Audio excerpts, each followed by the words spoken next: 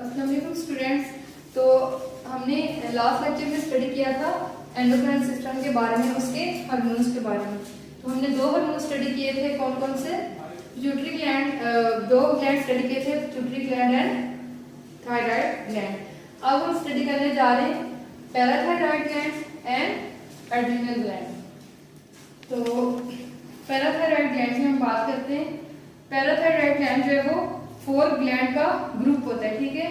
इस स्क्रीन होने वाला जो हार्मोन है वो कौन सा है? Para hormone.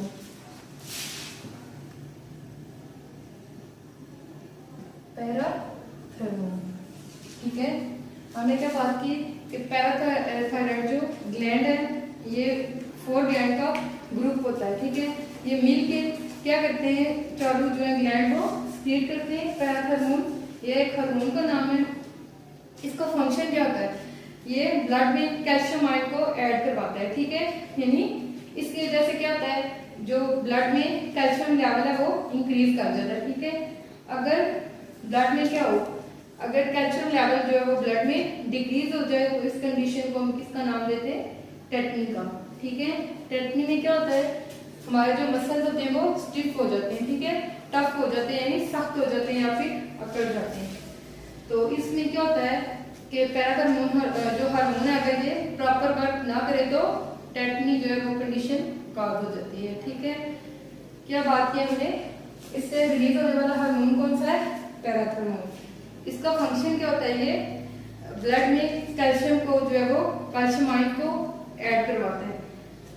अगर कैल्शियम आयन जो है ब्लड में डिक्रीज हो जाए तो उसके रिजल्ट में क्या होता है, जो टेटनी की कंडीशन है वो काज हो जाती है, ठीक है। हमारे मसल जो है वो स्टिफ हो जाते हैं।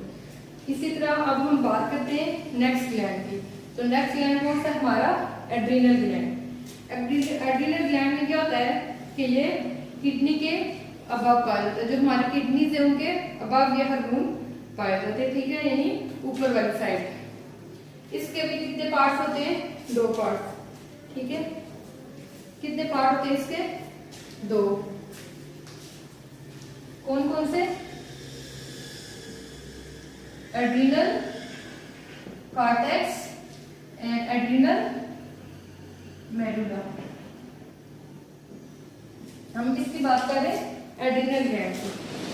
एड्रिनल ग्लैंड के 2 पार्ट्स होते हैं, adrenal cortex and adrenal medulla. तो ये भी हार्मोन का जो है वो, इसमें भी हार्मोन का ग्रुप पाया जाता है। हार्मोन जो है वो मिलकर काम करते हैं, तो ये क्या रिलीज करते हैं? कॉर्टिकोस्टेरॉइड। कौन सा हार्मोन रिलीज करते हैं? Corticosteroid hormone. अब कॉर्टिकोस्टेरॉइड हार्मोन क्या करता है? ये ऐसा हार्मोन है जो हमारी बॉडी में वाटर और साल्ट की जो कंपोजिशन होती है या उसकी मेंटेनेंस जो है वो, उसका फंक्शन जो है वो परफॉर्म करता है, यानी साल्ट और वाटर की कंसंट्रेशन को मेंटेन करता है। अगर ये वाटर और साल्ट की कंपोजिशन जो है वो बॉडी में मेंटेन ना रहे तो उससे रिजल्ट में क्या होता है, बहुत सी प्रॉब्लम, बहुत सी डिजीजेज जो है वो काज हो जाती है, ठीक है। हमने किसका फंक्शन देखा? कॉर्टिकोस्टेरॉइड का। तो कॉर्टिकोस्टेरॉइड की हमने क्या बात की, ये मेंटेन करता है वाटर और साल्ट का लेवल हमारी बॉडी में। इसी तरह एड्रिनल मेडुला को देखते हैं हम। ये हमने जो फर्स्ट हार्मोन है ये किसका था? एड्रिनल कॉर्टेक्स का। कौन सा? कॉर्टिकोस्टेरॉइड। अब हम एड्रिनल मेडुला जो है इसके हार्मोन की बात करते हैं, ठीक है। इसका हार्मोन कौन सा है, उसका फंक्शन क्या है? तो इसका हार्मोन जो है वो एपिनेफ्रिन या फिर एड्रिनलिन। एपिनेफ्रिन। अब जिस तरह हमने बात की कि जो एड्रिनल ग्लैंड का पार्ट है कौन सा? Adrenal cortex. तो उसका हार्मोन कौन सा होता है? कॉर्टिकोस्टेरॉइड। वो क्या करता है? वाटर और साल्ट के कंपोजिशन को मेंटेन करता है बॉडी में। इसी तरह एड्रिनल मेडुला का जो हार्मोन होता है एपिनेफ्रिन, इसका फंक्शन क्या होता है? ये क्या, ये इमरजेंसी सिचुएशन में एक्टिवेट होता है, यानी जब हमें कोई खतरा हो या फिर हमारी हार्ट बीट जो है वो तेज हो जाए तो इस सिचुएशन में क्या होता है, या फिर हम डर रहे हो, ठीक है, तो इस सिचुएशन में क्या होता है, हमारा जो एपिनेफ्रिन हार्मोन है वो एक्टिवेट हो जाता है। ठीक है, क्या होता है इमरजेंसी सिचुएशन में रिलीज होने वाला हार्मोन कौन सा है? एपिनेफ्रिन। इसके बाद हम बात करते हैं हमारे नेक्स्ट हार्मोन की। तो नेक्स्ट हार्मोन कौन सा हमारा? पैंक्रियास।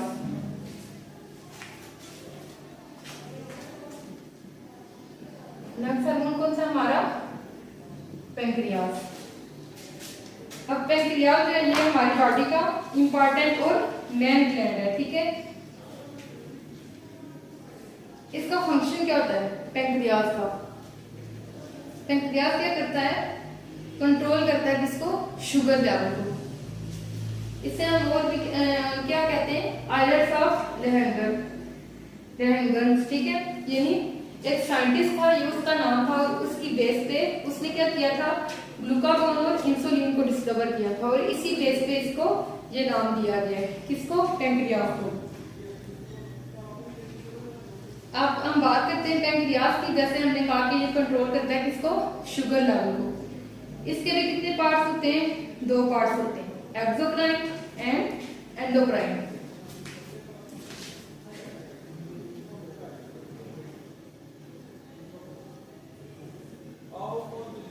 एक्सोक्राइन है, एंडोक्राइन। अब जो एक्सोक्राइन पोर्शन होता है ये कौन सा होता है? डक्ट वाला पोर्शन। ठीक है, जबकि एंडोक्राइन डक्टलेस पोर्शन को कहते हैं। ठीक है, किसको कहते हैं हम? डक्टलेस पोर्शन को क्या कहते हैं? एंडोक्राइन। तो एक्सोक्राइन की हमने पीछे भी बात की थी कि ये क्या करता है? एंजाइम को फीड करता है, किसमें? स्मॉल इंटेस्टाइन में। इसी तरह एंडोक्राइन जो है ये क्या करता है? इंक्रीज करता है या फिर सिक्रीट करता है किसको? हार्मोन को। एक्सो क्या करता है? सिक्रीट करता है एंजाइम को। ठीक है, इसी तरह एंडोक्राइन जो है ये क्या करता है? सिक्रीट करता है किसको? हार्मोन्स को।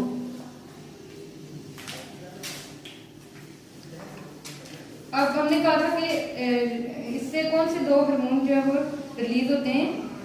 ग्लूकागॉन है, इंसुलिन। तो अगर क्या हो ब्लड में ग्लूकोज जो है वो, ग्लूकागॉन का फंक्शन हम देखते हैं। ठीक है, फर्स्ट हम इसका फंक्शन डिस्कस करते हैं किसका? ग्लूकागॉन का। तो ग्लूकागॉन क्या करता है? हमारी बॉडी में ऐड करवाता है किसको? ग्लूकोज को। ठीक है, जो ब्लड है हमारा उसमें ऐड करता है किसको? ग्लूकोज को। हम किसकी बात कर रहे हैं? पैंक्रियास से रिलीज होने वाले हार्मोन्स की। तो फर्स्ट हार्मोन कौन सा है हमारा? Insulin, glucagon, and second is insulin.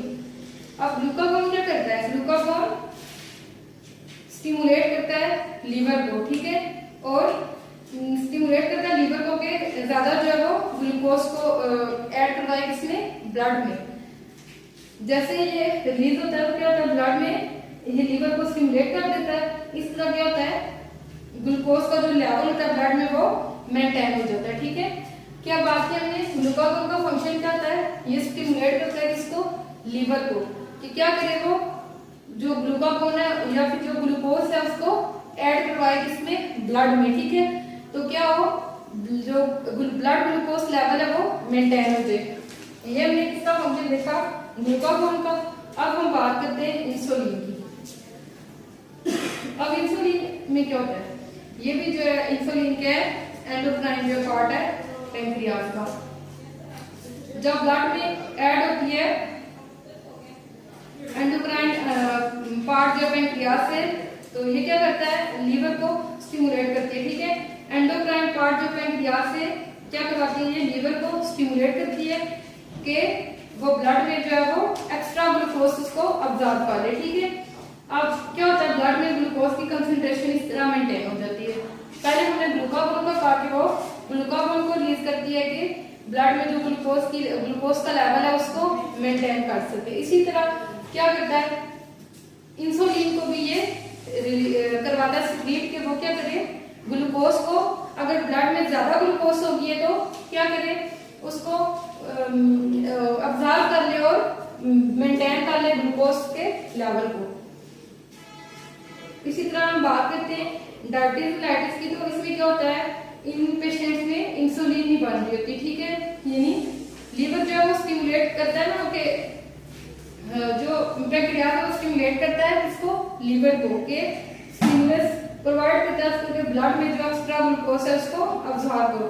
तो अगर इंसुलिन ही नहीं बन रही हमारी बॉडी में तो उसके रिजल्ट में क्या होगा, लीवर को स्टिमुलस नहीं जाएगा तो उसके रिजल्ट में जो लेवल है इसका वो इंक्रीज कर देगा किसका, ग्लूकोज का।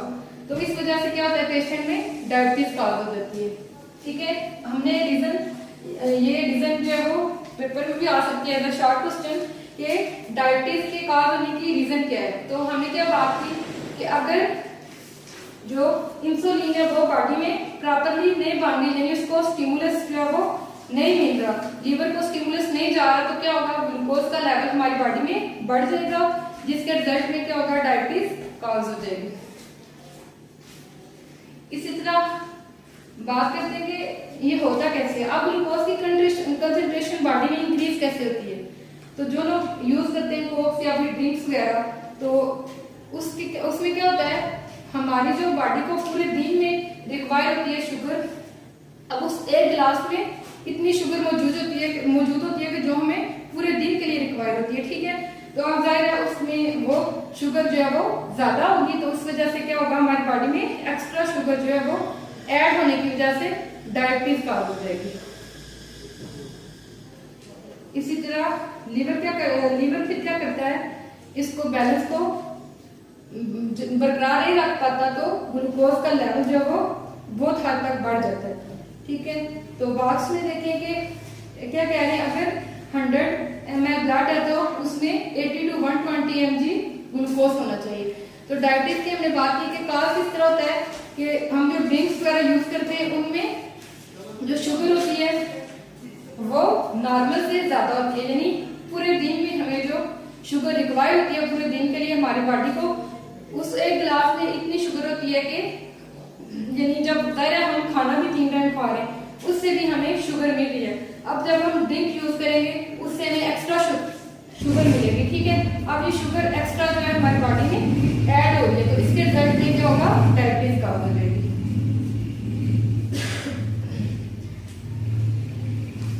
इसी तरह क्या होता है आगे, अब हम बात करते हैं, हमारा लास्ट हार्मोन है गोनेड्स, ठीक है।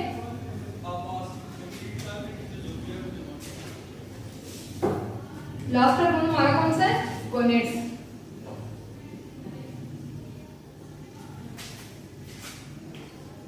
अब इसको हम क्या कहते हैं, इसको हम सेक्सुअल ग्लैंड कहते हैं, ठीक है। इसमें क्या क्या पाया जाता है, अब इसके गोनेड जो ये ग्लैंड है इसे लीज होने वाले हार्मोन कौन से हैं, इसके पार्ट्स कौन से, 2, टेस्टिस एंड ओवरीज।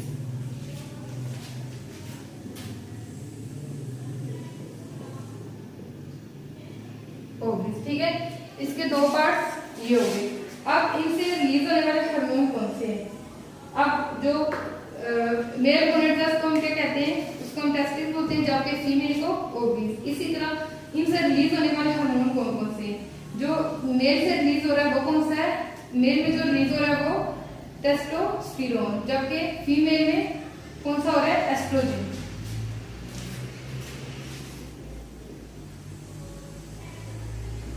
टेस्टोस्टेरोन और फीमेल में एस्ट्रोजन, ठीक है।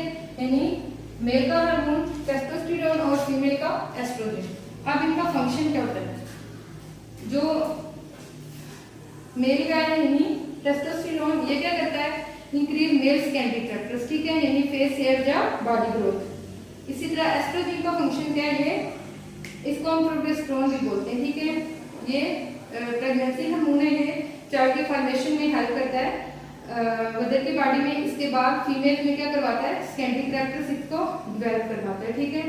लास्ट हार्मोन हमने डिस्कस किया गोनेड्स, तो हमने इसको क्या कहा कि ये सेक्सुअल, इसको हम क्या कहते हैं, सेक्सुअल ग्लैंड बोलते हैं। गोनेड्स जो है ये हमारा लास्ट ग्लैंड था, तो इसके आगे 2 जो है वो पार्ट्स होते हैं, मेल एंड फीमेल। यानी फीमेल के जो गोनेड्स हैं उनको कहते हैं ओवरीज और मेल के टेस्टिस। इसी तरह से रिलीज होने वाले हार्मोन टेस्टोस्टेरोन एंड एस्ट्रोजन, यानी मेल की बॉडी में जो रिलीज होंगे वो टेस्टोस्टेरोन यानी टेस्टिस से, इसी तरह फीमेल की बॉडी में ओवरी से रिलीज होने वाले हार्मोन एस्ट्रोजन।